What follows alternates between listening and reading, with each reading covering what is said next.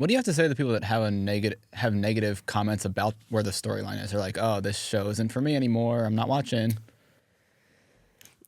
I don't really understand it, to be honest with you. Like, so first of all, we've always had queer characters in the show. Like, always. The very first episode, I think it's the first scene in the first episode, is Angela's husband coming out to her. Yeah, that's crazy too. Like, it is, from the very, very get-go, had queer characters in it, right? Aisha's character, she's married in it. We have somebody in the call center who's openly gay.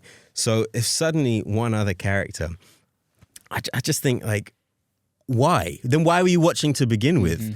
But you know, one of the things that I've seen a lot of, which I think is silly, is you know, oh, but he was always he was such a womanizer, he was such a playboy. And I guess I have like two responses to those people. One of, like, I don't know this for sure, but I'm pretty sure a lot of like young men who are struggling or confused about their feelings towards other men probably run in the opposite direction and end up having some kind of womanizing past.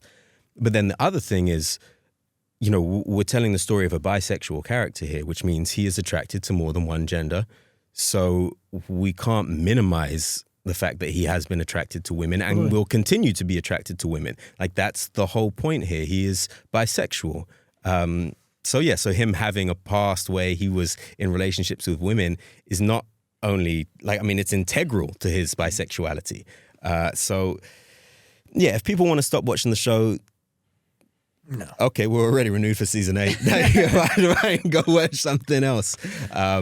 But yeah, and I have spoken out about that a little bit. And, you know, honestly, like, it's less about me speaking to the people that don't want to watch it, and it's more a reminder to the community that is watching it that there's nothing shameful about this, and I'm so excited to get to play this part, and you know, I think it's really good representation. I really do, and like the way that I think about him is like I don't think about him now as a queer character, right? Like his bisexuality is not his one defining trait. I think of him as a character who's queer. He's like, he has this multitude of different things to him, and like this any is just person, though, exactly, and that's what I mean by, like, it's representation. It's not just, he's not just shoehorned in and like, look, we've got a bisexual in here. It's like, no, he's a fully fleshed out character, and that's just one aspect of who he is, and he's going to be flawed and he's going to have things wrong, but that it all builds into him being a real person, and this is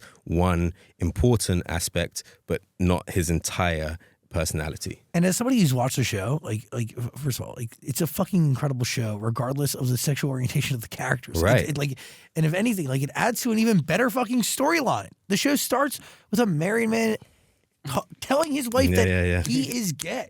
It is wild. In addition to that, people are bleeding. They're dying. Lives are being saved. It is fucking nuts to a point where it does scare me. The storylines freak me out a little bit because it could happen tomorrow.